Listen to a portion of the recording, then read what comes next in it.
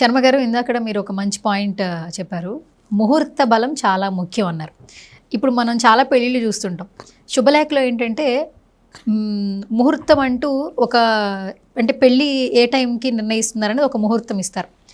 ముందు జీలకర్ర బెల్లంకి ఒక ముహూర్తం పెడుతుంటారు.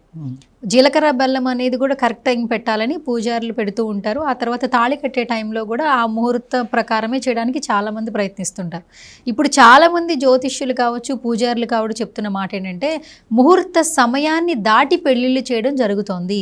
ఎందుకంటే ఆ పెళ్ళిళ్ళ టైంలో వచ్చే ఫోటోగ్రాఫర్లు కావచ్చు, లేదా బంధుమిత్రులు వాళ్ళ ఆ లోపం వల్ల కావచ్చు కొంత జాప్యం జరుగుతోంది. దానివల్ల కూడా వాళ్ళ వ్యక్తిగత జీవితాల్లో మార్పులు వస్తాయి.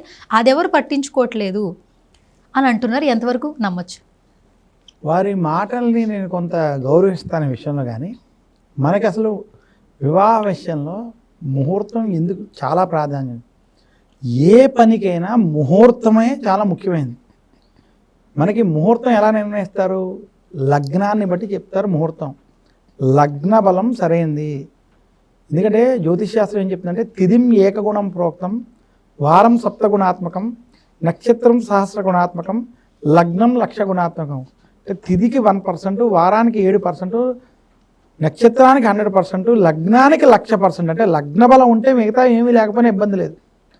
అంటే అలాంటి సరైన లగ్నంలో ఉన్నటువంటి ముహూర్తం ఎవరైనా ఇచ్చినప్పుడు ఆ ముహూర్త ప్రకారం మీరు పనులు చేసుకోవాలి. ఉదాహరణకి వివాహ విషయంలో ఏదైతే ముహూర్తం ఇచ్చారో ఆ ముహూర్త సమయానికే జీలకర్ర బెల్లం పెట్టి వారు ఒకళ్ళనొకళ్ళు చూసుకుని ఆ ముహూర్త లగ్నం ఉన్నటువంటి సమయంలోనే ఇది అయిన తర్వాత వారికి తాళి అది కట్టడం ఈ తంతు ఇలా జరుగుతుంది. అది అదే లగ్నంలోనే అయిపోతుంది. ఇవన్నీ కూడా అలా ఆచరించుకున్నటువంటి వాళ్ళకి ఎలాంటి దోషం రాదు.